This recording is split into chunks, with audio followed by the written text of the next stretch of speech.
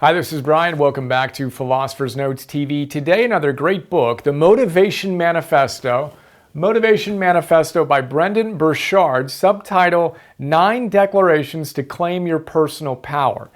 Brendon Burchard is one of the world's most popular self-development / motivational and business marketing experts in the world. He's one of the top 100 most popular public figures on Facebook. And apparently he has something like 2 times as many fans as Tony Robbins on Facebook, to put it in perspective.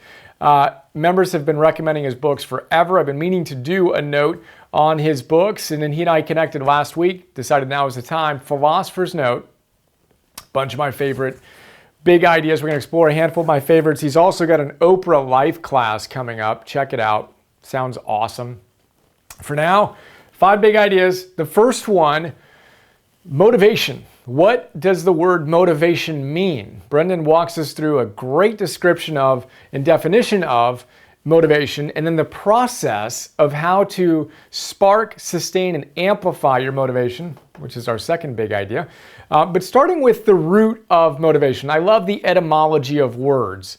So motivation comes from motive, right? Motive is the reason for doing something.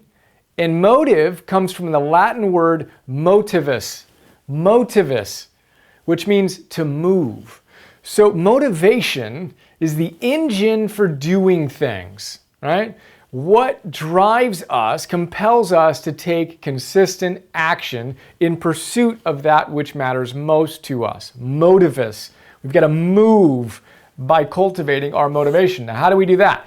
Well, Brendon walks us through 3 phases of the motivation process. First, we need to spark our motivation. Then we need to sustain our motivation. And then we want to amplify our motivation. Spark, sustain, and amplify. Each of those 3 phases has 2 components to it, right? So first you need to get going. Well, how do you do that? You do that through ambition and expectancy. Let's talk about that for a moment. Ambition and expectancy. So if you want to spark your reason for doing something, your motivation, you need to have ambition. You need to have desire. You need to be really excited about creating something.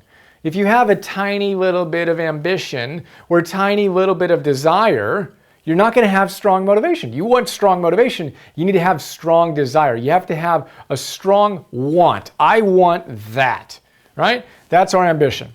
Now, that's not enough, though, to spark motivation. You can want something, but if you don't think you can get it, if you don't have expectancy, then you have more of a hope or a wish, not deep-grounded motivation. So you need to believe you can get that which you want so much. When we talked about rethinking positive thinking, if you don't think that you can get what you want, then you either need to build your confidence such that you think you can get it, or you need to reduce that which you want and be able to match it with your confidence and then go to the next bigger thing after you've hit this other thing. But it's super important that you have both a strong desire or ambition and an equally strong expectancy or belief that you can have it. That's the spark phase. As we move through that, we get to sustain. So now you're fired up. You know what you want it deeply, and you believe you can have it. Awesome. How do you sustain it? You sustain it via attention and effort. Now again, it's easy to get fired up about something. We've all had a spark, fired up, gonna do it. And then a week or 2 later, we wonder what happened. I was so on fire about that. I actually thought I could do it, but then other things got in the way. Well, you need to sustain it by bringing it to your attention often. Anything you care about, you want to check in on all the time. In my interview and session on Grant Cardone's 10X rule, he talked about the fact that you need to have a healthy level of obsession. If you really, really want something, and if you want to sustain your motivation toward it, you need to put your attention on it consistently, which means write it down daily. Reflect on it in the morning or in the evening or both. But don't make it a New Year's thing where you write about it on January 1st and forget about it until October 17th, you're not going to sustain motivation that way. You need to give it consistent attention. And of course, you need to put in the effort. You need to take action consistently, day in and day out, in pursuit of that which you aspire to have if you want to sustain motivation. Attention and effort, 2 components to sustaining. And then in Amplify, we have 2 more components, attitude and environment. Attitude and environment. People who sustain high levels of motivation have high energy and enthusiasm and joy for life. They go for it and they work on that. Brendon goes off. He's ruthless about the fact that you need to take control of your mind. These things aren't happening to you. You're allowing positive or negative thoughts to dominate your consciousness. You need to create an environment, you need to create an attitude or an environment in your mind, right, that's positive consistently, and that takes hard work. Then you need to create an environment, both your physical environment, that inspires you, and the people around you who inspire you. He's also really intense about the people who kind of steal our dreams or want to steal our dreams or dissipate our energy by not believing in and supporting what we're up to. We need to take care of our environment if we want to amplify our motivation. So there you go, quick look, spark, sustain, amplify.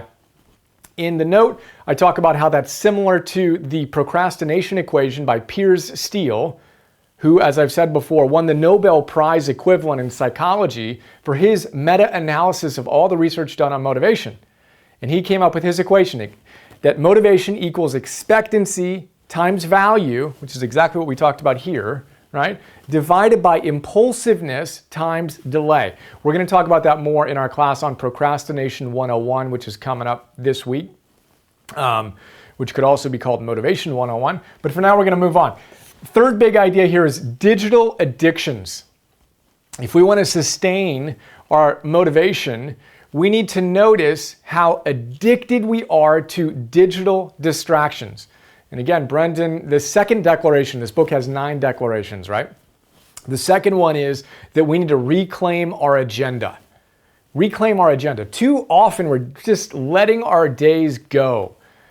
And he walks through the typical individual's day who's addicted to digital distractions. And he says, look, this is no different than an alcoholic who's addicted to the next drink, or the gambler who's addicted to placing the next bet or whatever, right? So we need to realize that if we're waking up in the morning and the first thing we do is roll over and turn on our smartphones and check whatever, emails or updates or whatever, just look at that and see, are you addicted to that? Because if that's what you're doing, odds are you are. If you go through your day and you're kind of constantly being hit and fed by those digital distractions, you're going to have a really, really hard time sustaining motivation. And in that equation I shared on Piers Steele, we had impulsiveness. Impulsiveness is one of the best ways to destroy your motivation. Digital distractions and addictions are a cornerstone of that impulsiveness. So be honest with yourself. If you have an addiction, deal with it. We all have addictions in different ways. In the note, I joke about the fact that we all have that. And I work hard at creating bright lines so that I don't get taken over by these, right? And when I find myself being compulsive, I take a breath, I notice, and I choose a more constructive behavior, except when I don't. So we all do it, but let's optimize and get better. Fourth one is your manifesto. So he writes a manifesto, super intense style, and he challenges us to write our own manifesto. Think of a 1-page document, even just a few sentences. And he says, identify 3 things. Identify your mission. What is the mission? Spark your motivation. What's the mission that's going to guide the rest of your life? Write that down in a sentence or 2. What's your plan? What's the high-level plan that you're going to engage in order to execute that mission? And then what are the steps you're going to take today? Mission, plan, steps. Super simple, but super powerful. Challenge yourself to write that down. Mission, plan, steps. What is it for you? It's a good thing to look at. Bring attention to it consistently as you take consistent effort. 5th big idea, what are the qualities by which you want to be remembered? What are the qualities by which you want to be remembered? Brendon asks us, hey, if you died tomorrow, what would you want people to say about you? And specifically, what qualities and what words would you hope they use to describe you? It's an incredibly powerful exercise. And when I first started doing some coaching, one-on-one work like 15 years ago, this was the first exercise I started with, a eulogy exercise inspired by Stephen Covey. His whole idea was begin with the end in mind. You got to know your ultimate end. Who do you aspire to be in the most ultimate sense of how do you want to be remembered? What would people who attend your funeral say about you? Think about that now. Know what qualities, specifically, the words that they would use to describe you, and then connect that back to today.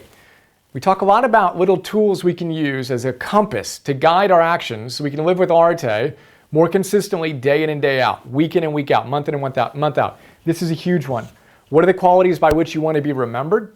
And are you living in integrity with them right now? Every moment gives us an opportunity to embody those virtues. We need to translate that wisdom into action and into true embodied virtue.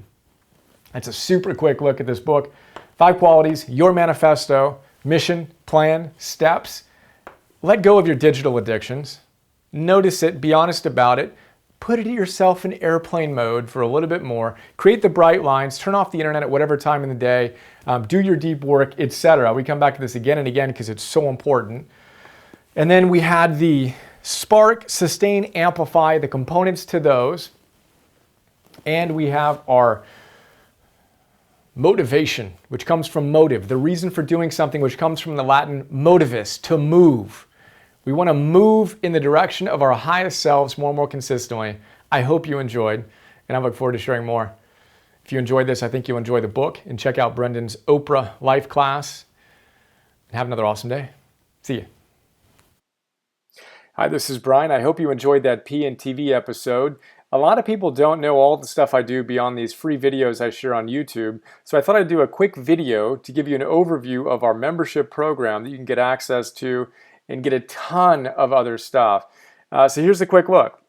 $10 a month, join the Optimal Living membership program. You get instant access to 250 philosopher's notes on some of the best optimal living books out there. Old school classics, positive psychology, modern stuff, mindfulness, peak performance, purpose, neuroscience, wealth, etc.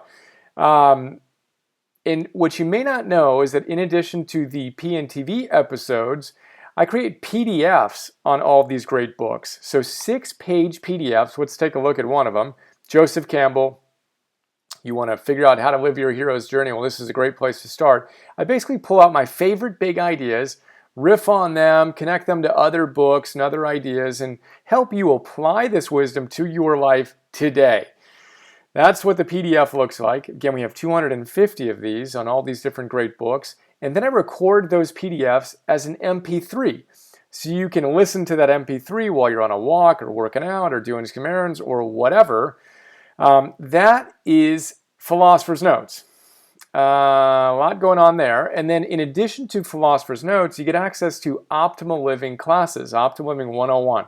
Idea here is that all those great teachers come back to the same big ideas again and again and again. I distill those ideas into classes.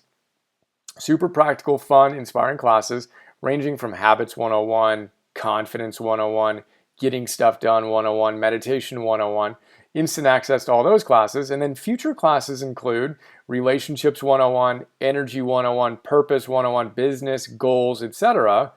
Those are our full-length classes.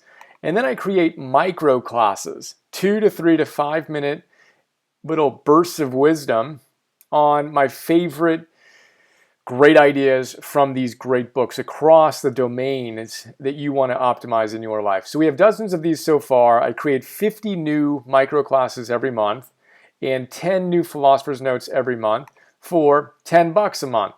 So we're blessed to have thousands of members who are enjoying the program and sharing some incredibly kind words with us.